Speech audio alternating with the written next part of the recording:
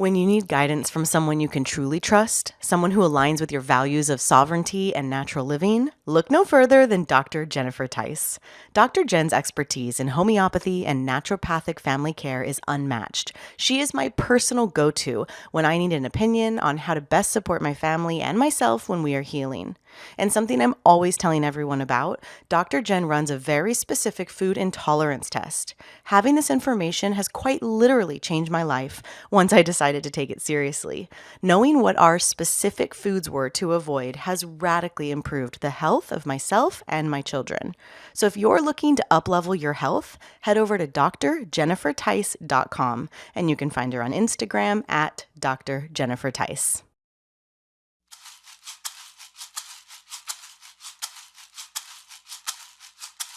Into the wild I'll go, and into the wild I am. It's been a wild freedom child since I left my roots back home. Into the wild I'll go, and into the wild I am. It's been a wild freedom child since I left my roots back home. Welcome to the Freebirths Society podcast.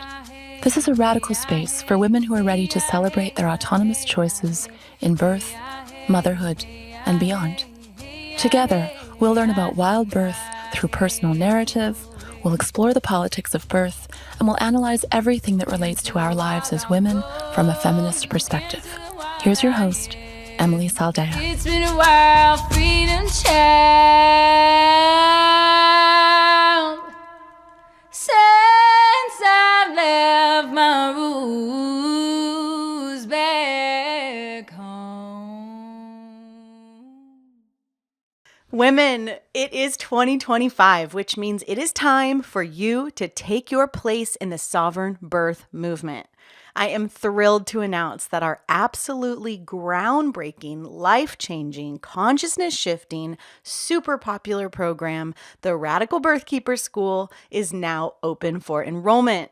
This is your chance. We run the Radical Birth Keeper School once a year, so now's the time to jump in. You love this podcast. You're obsessed with birth. You want a better world for women and families, so here it is. I am inviting you to join the 850 women from over 30 countries who have taken this program and now are confidently bringing this work forward, protecting the sacredness of birth, being an option so desperately needed for mothers and babies.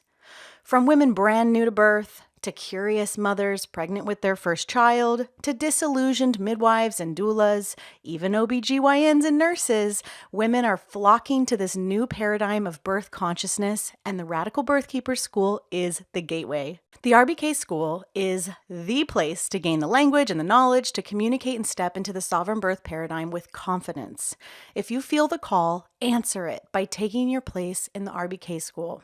Head over to www.radicalbirthkeeperschool.com today to preview the full curriculum, hear from our many graduates, and learn more. Mentorship, sisterhood, lifetime access, the knowledge, wisdom, and guidance you need to take your place in the sovereign birth revolution, all totally unlocked. Be the change. Join us. radicalbirthkeeperschool.com. Every now and then, a product comes along that our entire family can't get enough of. And lately, it's MASA Chips. Delicious chips made the way food was meant to be. Just 3 simple ingredients: organic corn, salt, and beef tallow. No seed oils, no fillers, no ultra-processed garbage. Just real whole food that nourishes rather than depletes. What we put into our bodies matters. It affects our energy, our mood, our resilience. And yet, the food industry today is completely disconnected from what's real and nourishing. Just like birth, food is one of the most powerful ways to claim sovereignty over our bodies. And it's no surprise that a sovereign birthing family is who makes these chips. When you snack, snack on something real. Go to masachips.com/discount/freebirthsociety and use code freebirthsociety for 20% off your first order. All right, welcome to the show, Sarah. Thank you for the invitation. Yeah, this is really exciting. For any of you listening who have been a part of the free birth world, for any amount of time, you will have heard of Sarah. She is a freaking legend in the unassisted childbirth community. She has so generously shared her work, her stories, her birth videos to the world. And so I'm really excited to have you on today. Yeah, okay, so I'm just gonna throw it to you for you to start wherever you want. Like how do you even come into making these choices? How long ago was it? How many babies have you free birthed? Just tell us a little bit about yourself.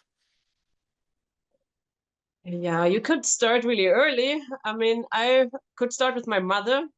She had 5 children, and I was the first, and she told our birth stories, and everything was always fine. But in the hospital, things went, not unnecessarily complicated. But not the birth itself, but what the stuff made out of it. So at my birth, my mother told me the story that everything went fine, and but then when I was just about to come out, the heart rate dropped and they sent my father out of the room, and then I was there. And thinking about my birth story, I was like, huh, why? Everything was fine. And when my mother had a few books about birth, and when I was a kid, I read them. I hid under the table and I read these adult books. Cute. And she had this modern books about, I don't know what it's called in English, but how to deal with labor pains, with breathing methods and stuff like this. And there was also there were pictures of a real birth, and the birth there seemed to take place in an operation room, and it seemed really sterile. And I was like, why why are they doing this? So I understood the normal birth process, but I didn't understand why does the woman need to go to the operation room, and why. So it seemed strange to me from the beginning. So my thoughts as a kid were, I think I don't mind giving birth, but all the rest, maybe this is not necessary, or I will figure something else out, because it seemed strange, out of place for this event. So later, after school, I studied medicine, and when I became pregnant with my first, I was working in the hospital, and I chose to do a part of my internship, or I don't know what it's called in English, the exact term, but I decided to do a part in the labor and delivery unit to see how birth is done in the hospital. It was the same where I was born, by the way. So, and the midwives, they were really old fashioned. So they were all still from GDR times, and like military, and push, and it came in and it will come out. And it looked like violence to me oftentimes. And I was standing there as a student beside, just watching, and like, I saw the midwife standing there with the scissors to cut the woman. And yeah, it didn't feel good. It looked like watching somebody do something violent to somebody. So I was confirmed in my imagination, I can give birth, no problem, but I don't want this stuff. I don't want this.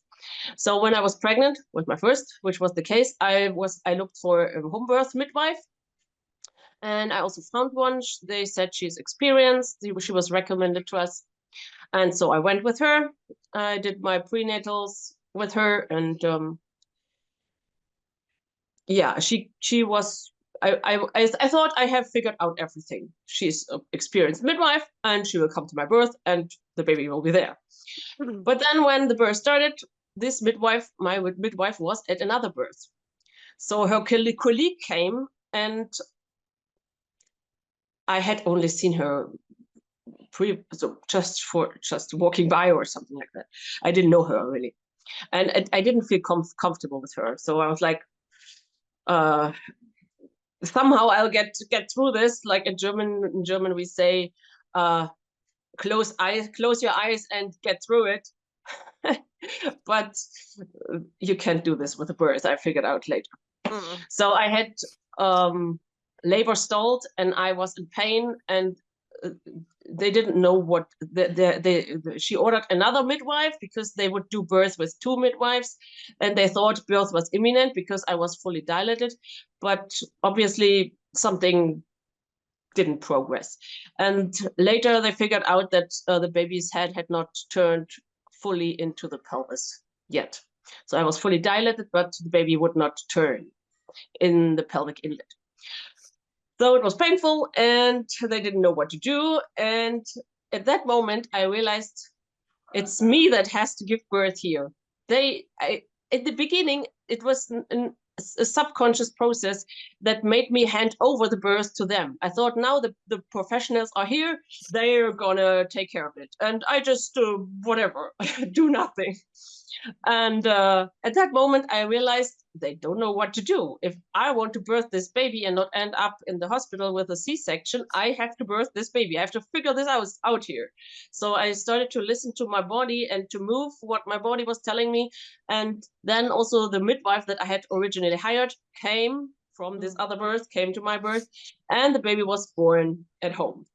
And I was completely exhausted, but the baby was there. And it took me weeks and months to process everything and to find out what happened and what went wrong and what can I do better for the next time. And I figured out that having midwives there was the first mistake I made. Not because of the midwives, but because of me, how I reacted to them.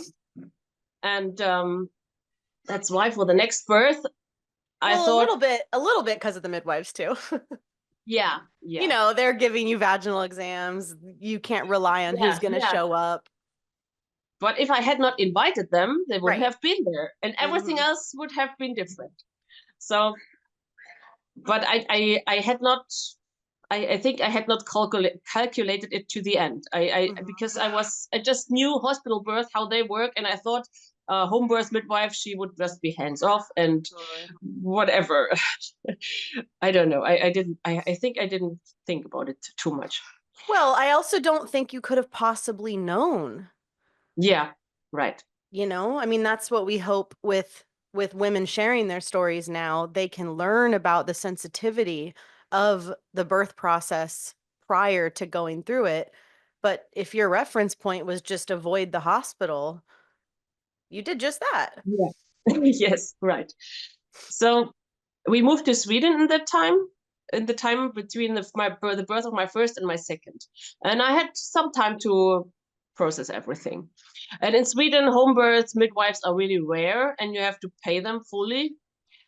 And where we moved, the next home birth midwife was about an hour away. And so I was thinking, what do I do?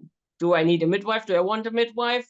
Or do I better skip the midwife? Because will she make it to my birth if she is 1 hour away? Will we somehow match or not? Or will she cause more problems than solve? So in the end, I decided I don't want any of this. I'm just pregnant and I give birth. And if something should be not as expected, I can still go to the hospital. Right. The hospital was about 20-30 minutes away.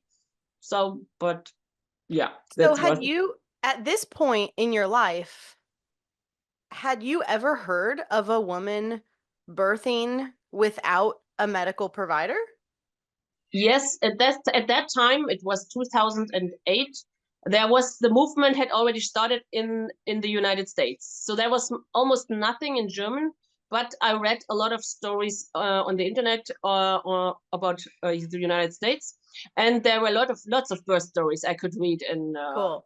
I think mothering.com or whatever. They had lots of stories. And I especially picked those stories where they transferred to the hospital to find out why did they transfer? Why was it necessary? Or how could I, if this happened to me, how could I prevent the transfer? And most transfers, they were just because of the placenta would not come. You know, I was like, well, if it's just that, then why bother?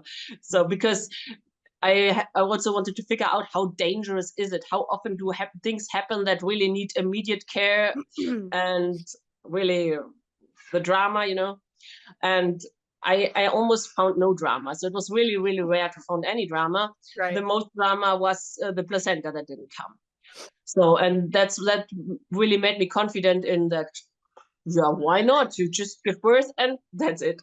And that's what I did. So we lived in the countryside. So just a few houses along the roadside and forest behind. And one day I walked in the forest and I found my place to give birth. And there's nobody there in the forest, just birds and, So compared to Germany, because where we lived before, we also lived beside the forest, but there were always people walking with their dogs and everything. But in Sweden, nobody there. And this was the perfect place for my birth, for my first free birth. So in the night of the free birth, I went. Wait, what season of the year is it? It was in the summer, of course, okay. Because in the winter, no, right, of course no not. That would be crazy. You can't even get through the snow. But it was in the middle of the summer. It doesn't even get really dark in the night there because it's so much north, and so it was perfect for birthing outside. Wow. And so and the birth started in the night and it started with rupture of membranes. And I told my husband, well, I don't know how long this is gonna go. Just go to sleep and we'll see.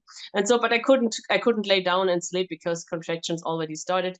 And so I walked around the house, and my older daughter, my mother-in-law took care of her, and they were sleeping in the same house.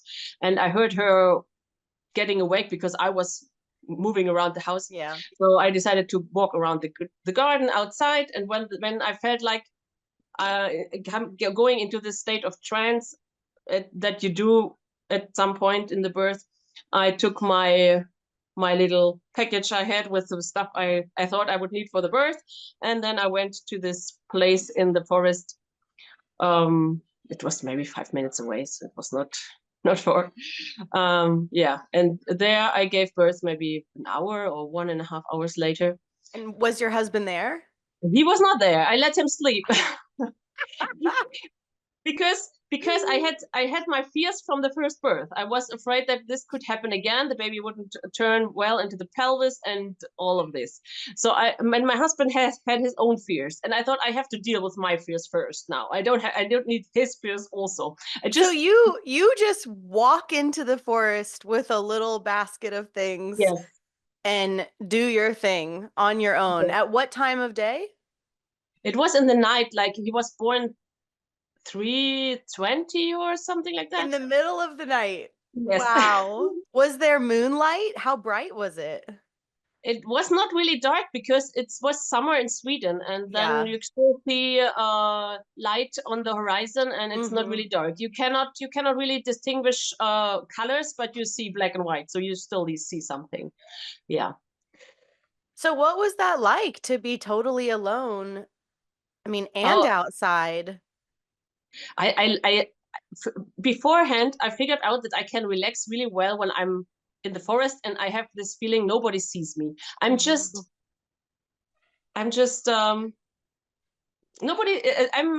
not observed at all. I can observe everything, but nobody sees me, and that makes me really relaxed. I figured this out already before in my first pregnancy, because I was working in the hospital and it was really stressful, and I couldn't go to the bathroom because it was so stressful. But when I walked in the forest, just 15 minutes, I could go, and I had to run home to make it. So I knew already I can relax really well in the forest, and that's why I use the forests. And forest doesn't scare me at all. I love it. I love it when it's just nobody there and just melting with the trees and nobody sees me. Really makes me relax, and that's why I choose the forest. So it was I loved it, and it was such a surreal feeling to sit there in the middle of the night, and the first bird it started to get light again, because the nights are really short in the summer in Sweden, and I heard the first bird make its noise, and I was thinking, everybody else is in the hospital right now at this point. This is really weird. So So you just like lay a blanket out? You have an Yes. area that's cleared that you lay a blanket, and do you give birth on your hands and knees? And what's it like to catch this baby alone at 3 a.m. in the woods? And then when do you walk back home? And is your husband bummed he missed it? Well, I had my picnic blanket that I rolled out, and yeah, then it was just on my hands and knees that I gave birth. And I had my mobile with me, so I called him when the baby was there. And I Okay. told him to bring me something to drink because that's what I had forgotten. And I usually Oh get yeah. thirsty while birthing, but I didn't know that before. So he came with, and because I was getting cold. That's usually you do after the birth when the hormones drop, and then you start being cold. So he brought me my jacket, and he brought me something to drink, and yeah, and picked us up. And the placenta fell out on the way back home. So we walked through the forest back. Wow. So you started walking before the placenta had released, Yeah. and then We it fell out on the carried the walk. baby, and the placenta was still in, and then the placenta just fell out just a few meters walking. I mean, Yeah. that's a surefire way to get it out, right? Just to walk. Yeah. I hadn't even thought about it at that point, but I think maybe a half an hour had went or something like that. Yeah. Wow. So we That's just went amazing. home, and I took a shower, and we went to bed and got warm. I got warm again. Yeah, that was my first unassisted birth. And with the next birth, my husband was always present. So I had solved my fears, and I had solved his at the same time Mm. because he saw I could do this. So he was not afraid again. Mm-hmm. He's also a doctor, so he's it's a challenge for somebody like him to have a woman that wants to give birth just on her own. It took some time during the pregnancy to get comfortable with this for him. So Mm-hmm. I think he wasn't really comfortable with it till the end. But yeah, he let me do my thing, and I'm really grateful for that he didn't make the drama. Mm-hmm. Well, you also snuck off to the forest. He didn't really have a big choice. I mean, I know of lots of women who, with nervous partners or partners who are totally against it, they just don't wake them up. Yeah. I mean, it's a pretty good plan. That's awesome. So how do you feel about yourself after this? How does it change you? Because obviously you go on to have several more children. How many children do you have? 10. I have 10 children now. And so this was in your first child was 2008? My first was 2006. This was the home birth, and then 2008 was the first free birth. Yeah, Gotcha. of course. Afterwards, you feel like cloud nine, and you can do everything in the world, and yeah, it's a really great feeling. Hmm. And so I guess just keep going. Like tell us about the next one and Yeah, how the next one was also an outdoor birth. He was born in the end of May, and we were still in Sweden. So three of my kids were born in Sweden, and then we moved to France. And number three was born in the house because it was April and still cold. Mhm. But everything was always just birth, nothing complicated that happened. And the next kids, number 5, 6, 7, 8, 9, and 10, they were born in France. Number 7 and 8 are twins. So I had to prepare for twins, little extra, because So did you know that there were twins? I figured out during the pregnancy, so like 24 weeks, 25 weeks, I palpated 2 and 2, so like 4 bumps.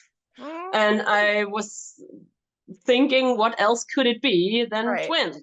Right. So I went in for one ultrasound to have it confirmed because my husband wanted this for the car because we only had one spare place in the car, and now we had maybe 2, and he would have to change his plans with the car, how we transport everybody. So I had one ultrasound. So this was confirmed that they were twins, and they were head down both at that point, and they were boy and girl. So the really low complicated twin pregnancy you can have if they're two. How do you say that? when they are 2 egg. No, I don't know how they call this in English. Yeah, so they are have not the same genes, and if they have their separate placenta and their separate sac, and when they're head down, it's also perfect. So I was not afraid that it would not work. Why shouldn't they be just born like everybody else? Okay, And so it didn't rock you all that much. not the thought of the birth, but the thought of having to care of 2 babies, because I think 1 is already quite a lot of work, but 2 is And double the going work. from 3 to 5. No, it was even 7 and 8, so it was going from 6 to. Oh, you already had It was 6. later.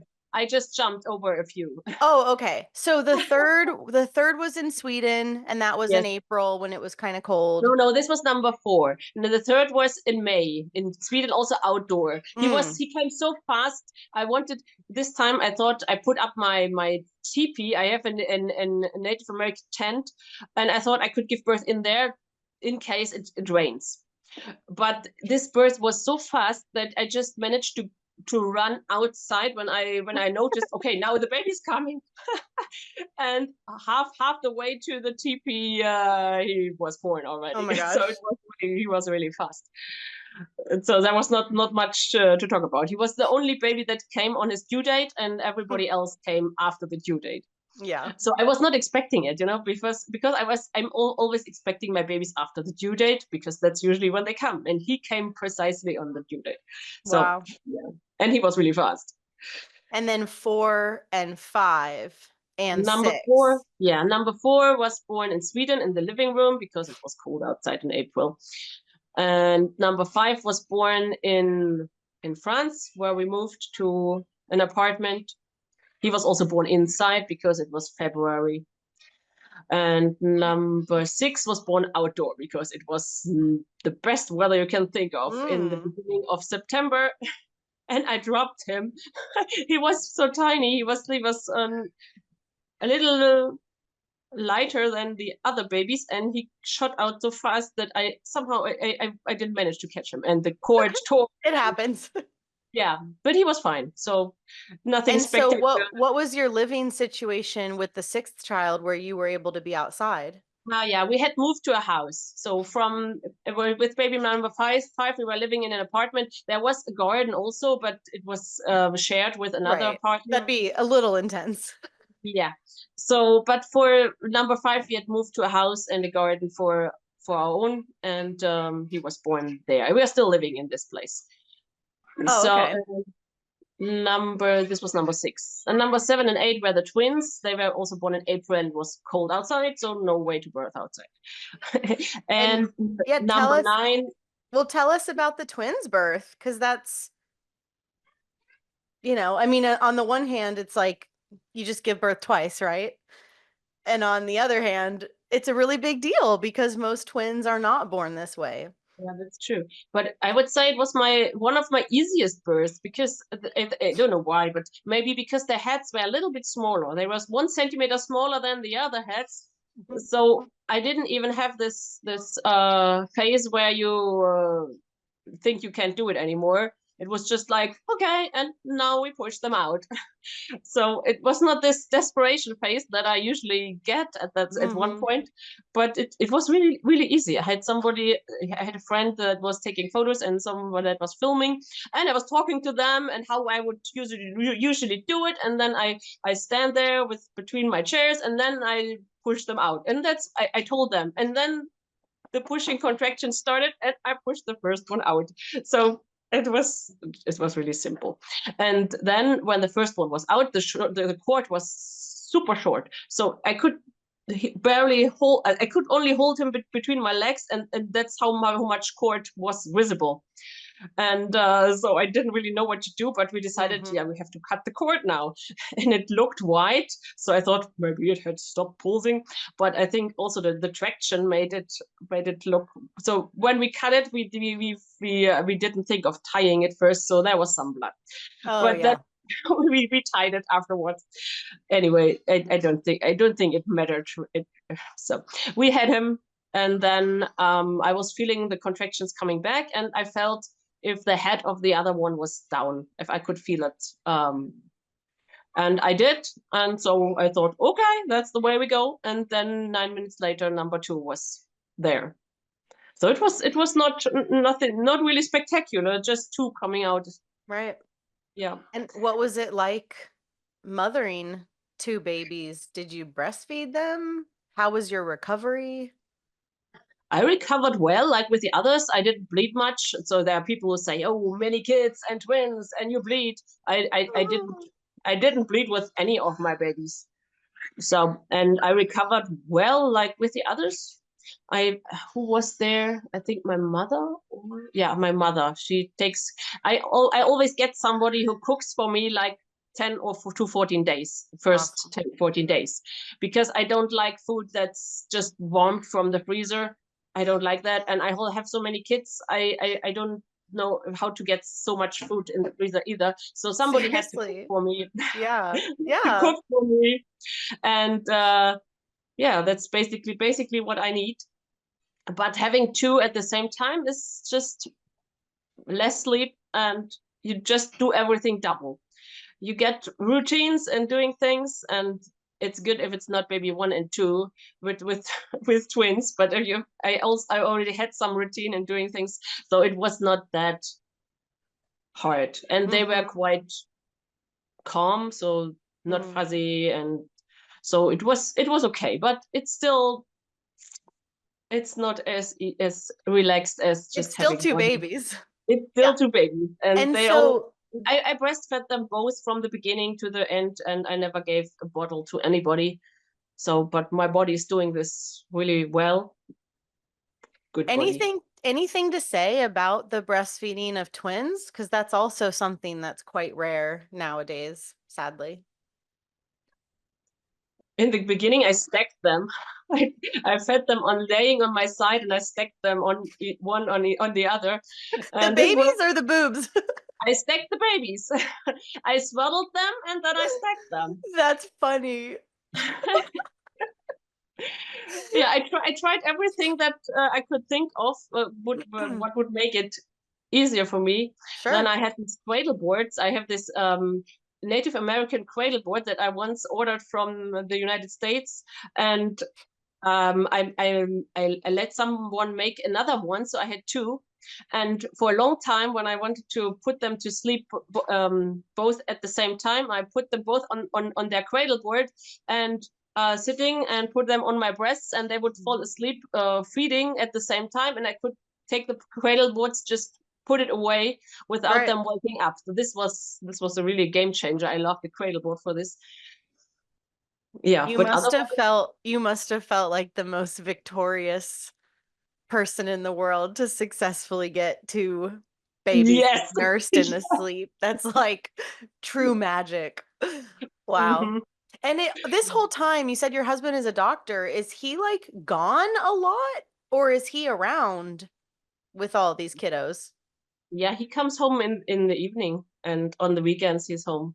So Yeah. he works like a normal Yeah. doctor job. Yeah. Whew, okay. So now we're at, wait, that was 7 and 8? Yes. Okay. So now 8 children. What year are we now? How long ago was this? 2019. Oh, a minute. Okay. So with your children, were you just, it's always, on the one hand, I was going to say you don't see as many large families these days, but that's not necessarily true. It depends where you go. Like plenty of communities have large families. Um, but I guess what I was going to ask was with regards to having a lot of children, have you and your husband always dreamt of that? Or did you just feel open to what God gives you? Like, what was the, Uh-huh. Uh-huh. you know? So when we married, we said we agreed to we would probably have 4. First we have 2, and when they are nice kids, then we have another 2. It's a great plan. So it came out that the first 2 were not so nice. They have autism and Oh, no. yeah. But I felt the challenge. Like, how can I not have healthy children? So I Whoa. felt challenged in this because I Yeah. thought I would do everything. I was doing everything right, nutrition and not giving medication. Right. But I didn't take into account myself and the health that I had prior to becoming pregnant. I was addicted to sugar. I had had multiple rounds of antibiotics before Sure. getting pregnant. And yeah, I felt I have to change something. And it really, it was a journey I went on to become more healthy and to have more healthier children. Right. So And really, so your oldest two children have autism. yeah, the one has autism and one is ADHD. Okay. And then the rest of the children do not? Some have tendencies to ADHD, but not really. So I would say they are at the border, but Mm-hmm. only maybe one, number 4. Number 3 is normal, and the others are also normal, what I can see. So, and I could really see how they would become more healthy as I became healthier. Totally. Also, in And reverse, imagine if you had had industrial pregnancies and given your firstborn, given, her all the shots and all the stuff. I mean, I see these children in the free birth world who are, have what's the right word? Have divergencies or whatever, have autism. And I just imagine, like, oh my God, what if they had been given all the ultrasounds, all the vaccines, and how much worse they would be, mm-hmm. Oh yeah, that's what I've been asking myself too. How what I mean it's not nice. It's really not nice to have a child grow up like this and having to deal with it. She's 18 now, oldest, and it's still, I mean, she doesn't work, she doesn't want to work, and she's just um she claims she's sick. And Mhm. it's hard to convince her otherwise, or that she can influence her situation. So it's Yeah. just like I'm the What victim. are what are her limitations? She is exhausted really fast. Hmm. She has iron deficiency, and she's taking supplements, but it didn't doesn't really push her up. I don't know.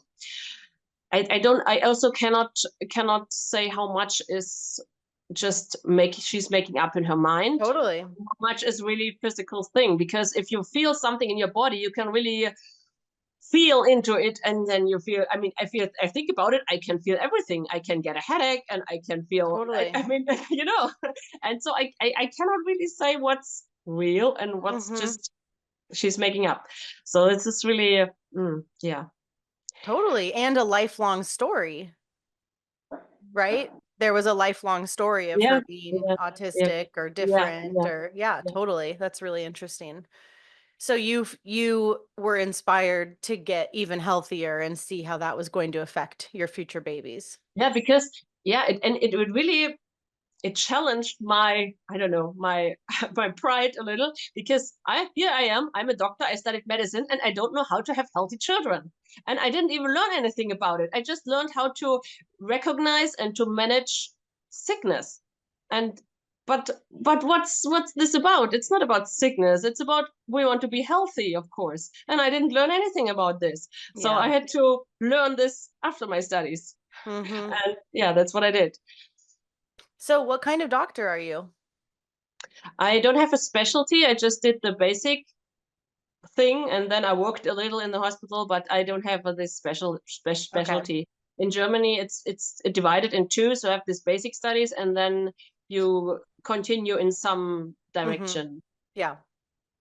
Okay, so we got through the twins. So now we have two more children. Mm-hmm. So tell us about number 9. Number 9. Number 9, I was thinking, oh no, it's twins again. I was palpating my, Ah, no.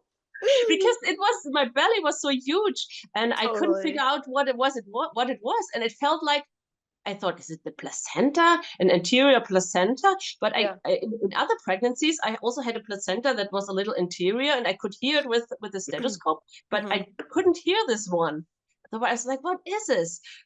But it was an anterior placenta. So I got another ultrasound, one ultrasound in this pregnancy to just figure out what's going on here. Is it two or is it just a placenta and a baby? And I was so happy that it was just a placenta and a baby.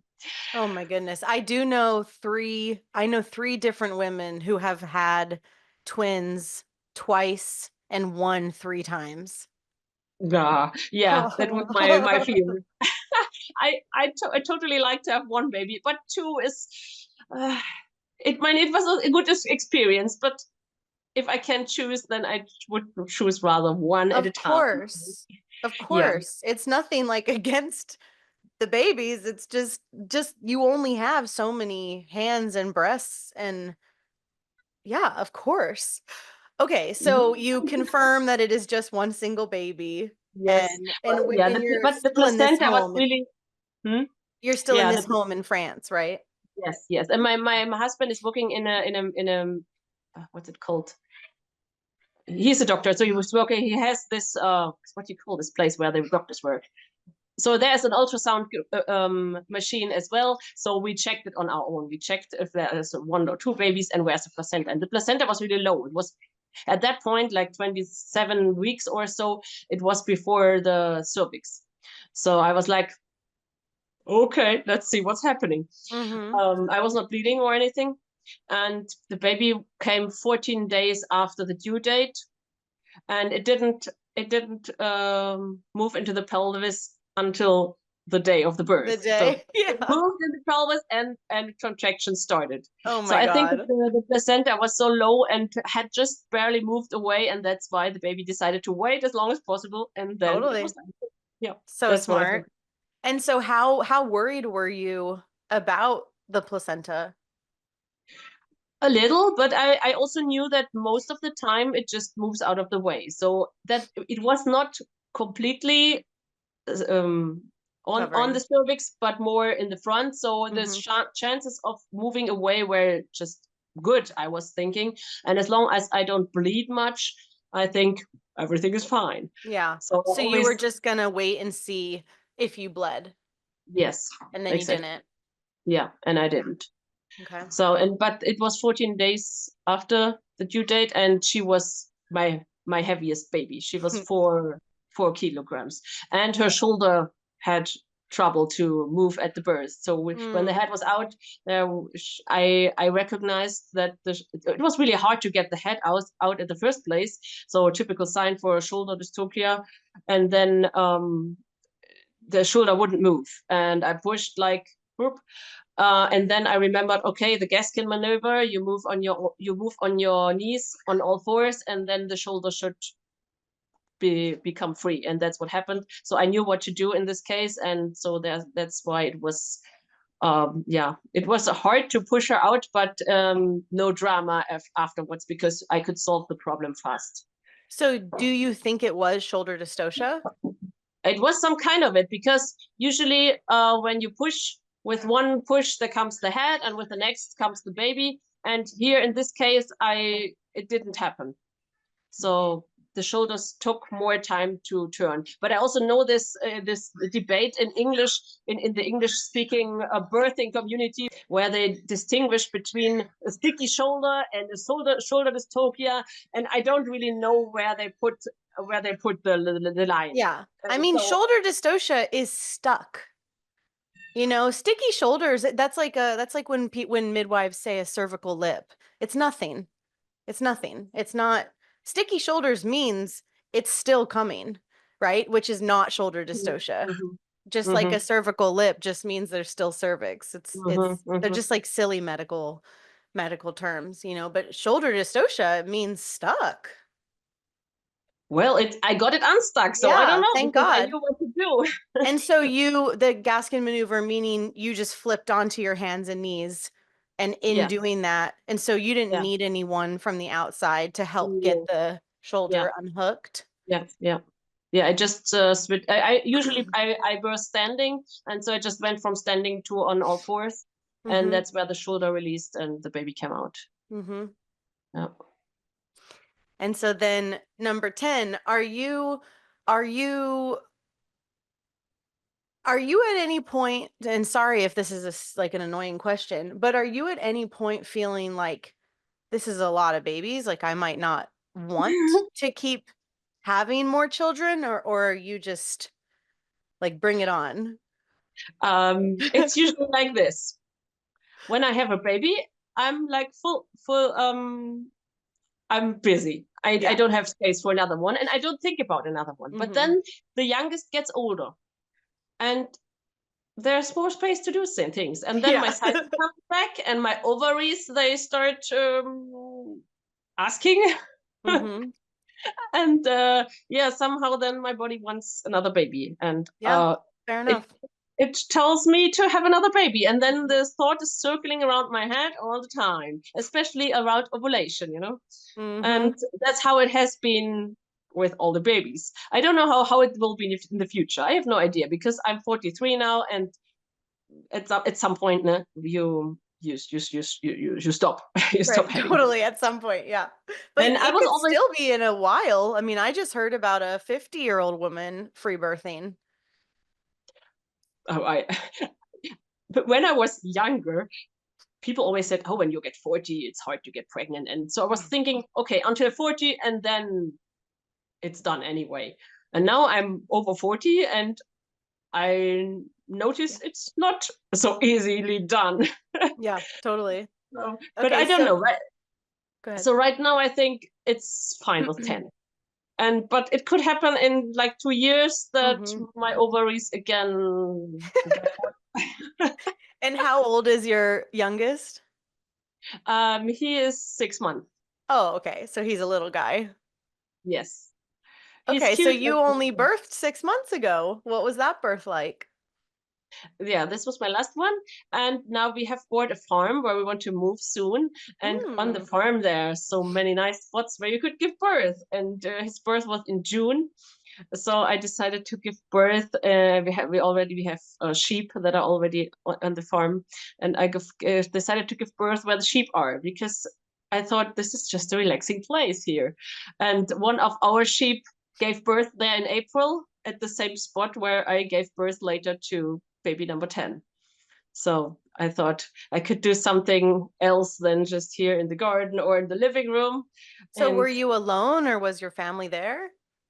no, I was not alone. We had friends living on the farm in their caravan at the time, and I had a photographer coming, and I had friends coming, and so it was a family event.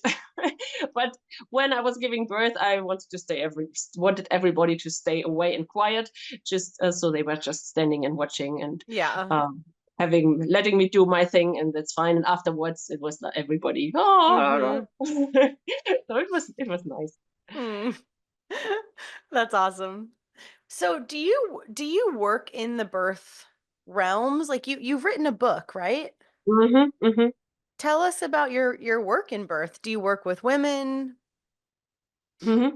So I wrote the book Freebirth after baby number 4. I wrote the book, and at first I didn't want to because I thought I don't have time. But my publisher asked me, "You would be the best person to write this book," and I was like, "Oh, I don't have time." But I really like writing, so I did night shifts writing this book. Wow. And I have been working with women, like being at birth also, like for 4 years now. So um I am at Freebirths, so I'm not a midwife and I'm not doing the midwifery stuff, but like a doula or like yeah, I'm just there helping with my experience and helping what is needed at the place. So But that is true midwifery. yeah, but you are not allowed to say it because the I state know. has conquered the I term know. midwife, and that's why I just don't give it a name. I don't give it a tag. I don't give myself a tag, and this way I can do Mhm. what I like to do. Totally. Like wink wink. Oh gosh. Okay, so that's cool. So you started attending and you've written this book and you've had 10 children. Anything else you want to share about your life or your work? Yeah, we started a free birth academy in German. So we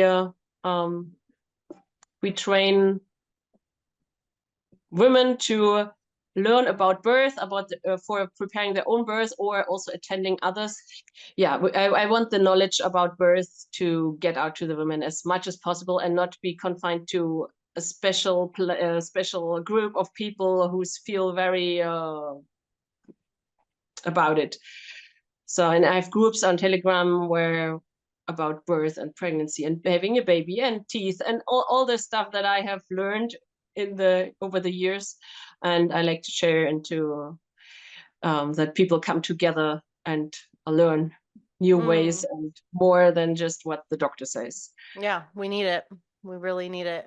Well, how can women find out more about you and find out about your Free Birth Academy? You could go to my website, but it's in German too, but there's an English sub page. It's called Geburt in Eigenregie.de. I don't know, maybe you can link it if you like to. They can also go to my YouTube channel. The YouTube channel is just my name, so it's easily to find, and there are my birth videos. One was taken down by YouTube, but I haven't fixed what they were. Yeah, you know.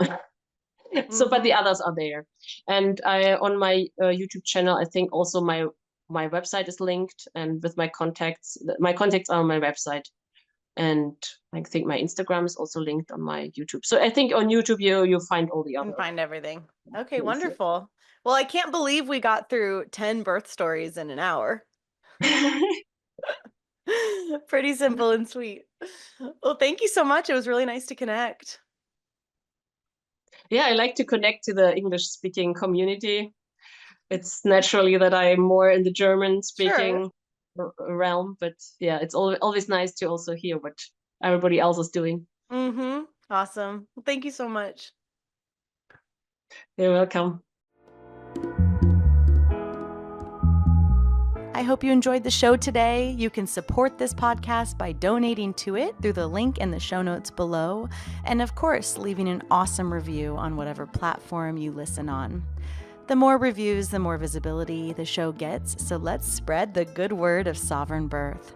Don't forget, you can watch our podcast interviews on YouTube and see the women as they tell their birth and power stories. And you'll also find our viral free birth collection of epic raw birth videos on our YouTube. Make sure you're subscribed to our channel. We've always got a lot going on at Freebirth Society, and you can find out all about it at freebirthsociety.com, at Freebirth Society on Instagram, and opt in to my newsletter below.